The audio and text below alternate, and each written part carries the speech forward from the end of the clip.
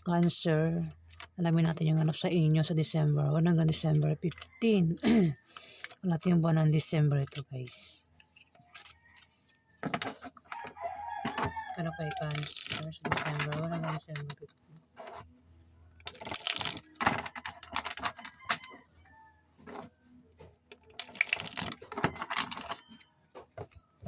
15? At may nagpapatugtog na naman.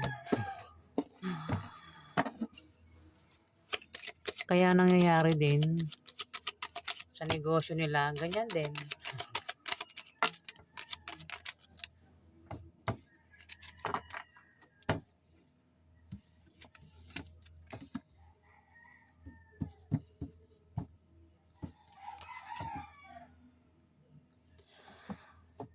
Six of Wands, Cancer. May darating na magandang balita.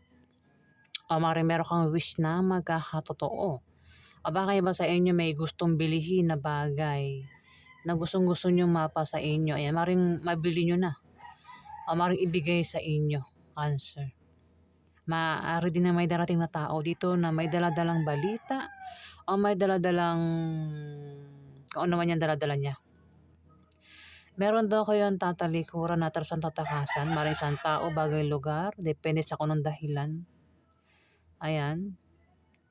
Meron daw kayong tatalikuran. Ikaw lang nakakaalam, Cancer, kung ano yung tatalikuran mo nga, tatakasan mo, atrasan mo, Cancer. Pwede nangyari na mangyari pa lang sa December 1 to December 15. May ano rito, ingat ka may magnanakaw o traidor ito, Cancer. Ingatan mo yung mga gamit mo, pera mo, dahil maring manakawan ka, Cancer,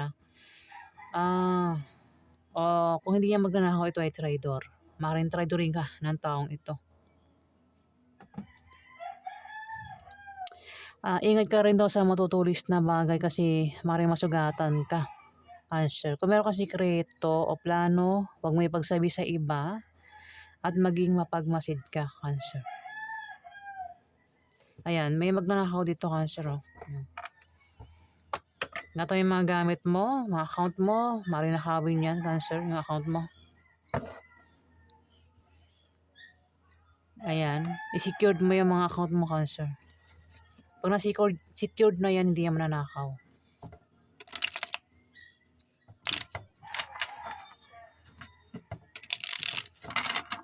Hanap sa mga Cancer, December 1 hanggang December 15.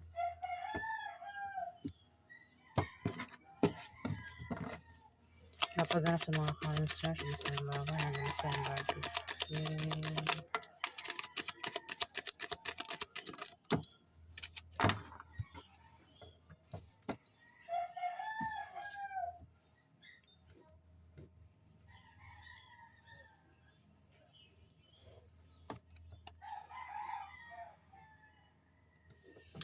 Cancer, may matalinong tao ang magpapayo sa inyo dito.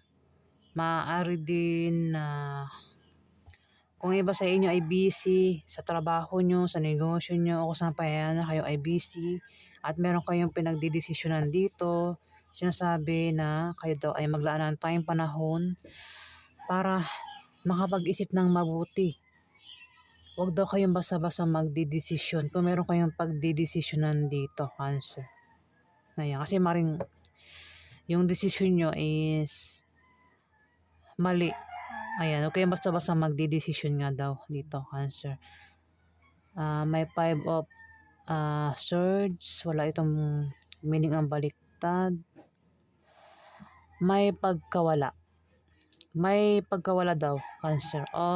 Ingat ka, Cancer, sa taong mahilig manirang puri. Maring siraan ka, gawan ka ng fake news ng taong ito, Cancer. Ang taong ito ay manloloko. Ingat ka sa manloloko. Mukhang mait ang ulo mo rito, baka magkaroon ng away at tampuhan sa December 1 to December 15, Cancer. Ayan. Ingat ka raw sa taong mahilig manirang puri. Ingatan mo yung mga sinasabi mo at ginagawa mo, Cancer. Kasi nga may tao rito yung mahilig manirang puri o isang taong manloloko. Ayan, Cancer. Pero kung mabasahin sa picture, kung magkakaroon man ng ano kumbaga pagsubok o kung naman yung darating sa inyo, problema, o kung may mga taong atake sa inyo dito, talo mo sila. Ikaw yung nakatayo dito. Ayun talo mo sila kung magkakaroon ng pag-atake. Talo mo sila, ikaw pa rin nakatayo dito, Cancer. May 7 of Cups, may darating sa'yo na mga invitation. No, ito ay offer na hindi lang isa kundi marami. Pero kailangan pag-isipan bago mo tanggapin kasi pwede yung offer o invitation ay panloloko lang, Cancer. Maraming alok. May natay kang balita, di ba? Pwede yung iba sa inyo nag-apply ng trabaho at nag-aantay ng resulta. Kung ano man yan, kung ano mang resulta yan, kung nakapasa ba kayo, tanggap ba kayo, Cancer.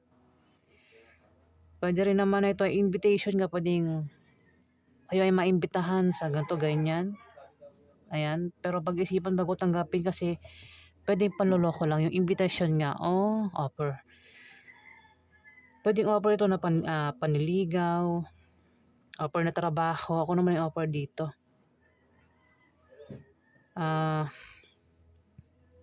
Pwede rin na ito yung mga illusion dreams. Ayan, meron kayong mga illusion. Dreams, ano pa yan? Alahin pa natin.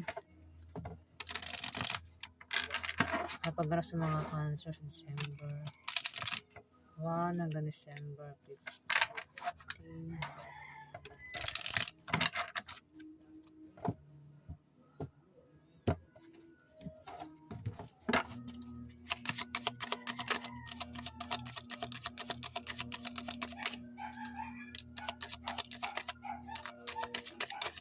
Ay?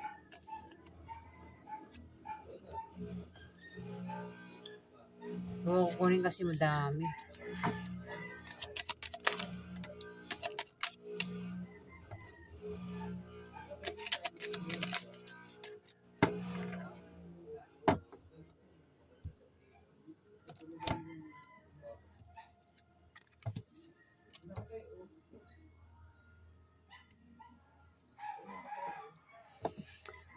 May Queen of Coins dito, Cancer. May Queen of Coins. Si Queen of Coins, isa itong earth sign. Dapat yung 8 of Cups. Talikod ito atras takasan, di ba? Ito offer. Pwede may mag-offer sa iyo ay isang earth sign o ikaw yung mag-offer sa kanya, Cancer. Ayun wala itong hawak na pera, ba't pala kayong hawak niya? Si Queen of Coins, isa itong babaeng practical, mahusay sa buhay, maparaan at mahilig sumuporta ito, Cancer. Meron itong sinusuportahan. Pwede ikaw yung sinusuportahan niya o ikaw yung sumusuporta sa kanya, Cancer. Bakit pala kayong hawak niya? Dapat pera. Wala pera ito, Cancer. Dalawa rin ang mukha nito, dalawa ulo. Ayun dalawa ang mukha nito. Pwede ikaw rin yan. Kung hindi ikaw yan, may earth sign nga rito. Capricorn, Virgo, Taurus ang zodiac sign. Ibig sabihin, dalawa mukha. Ayan, pinapakita nito. Minsan mabait, minsan, devil. Yan yung ugali niyan. May 8 of Wands dito. Meron ka raw mabilis ang pagdidesisyonan.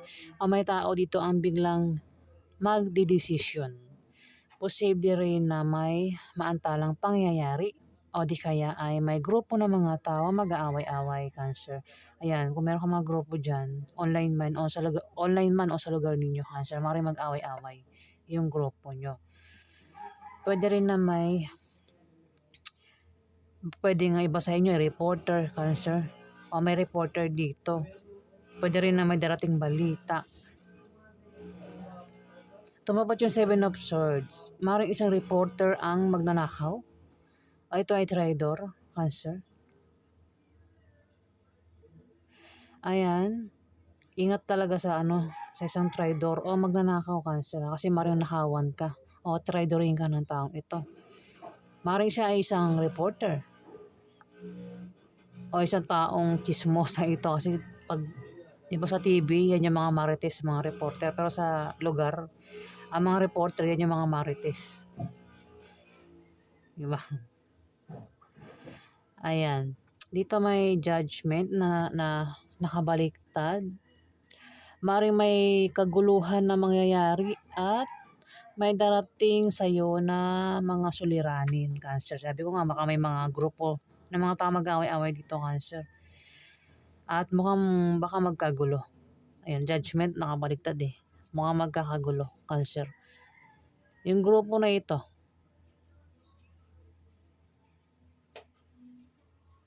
ayan, kasi kaguluhan yun eh. Judgment. O baka may dumating sa inyong suliranin, mga suliranin, Cancer. Alamin pa natin yung ganap sa inyo. Ano pa ganap ay Cancer sa December 1 hanggang December 15. Kaya siguro may reporter kasi may mga grupo ang maring magkagulo dito, Cancer.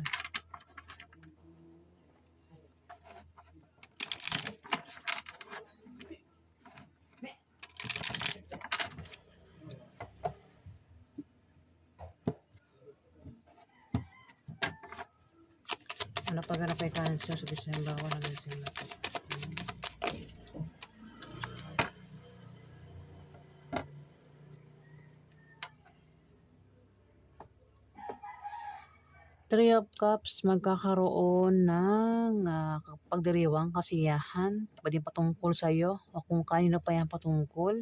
Yung nga lang baka magkagulo. Diyan sa pagdiriwang na yan, Cancer. Pwede rin naman ito ay kung may naantay kang darating sa'yo. Pwedeng ito ay resulta o wish na magkakatotoo. Ayan. Mukhang darating na, Cancer.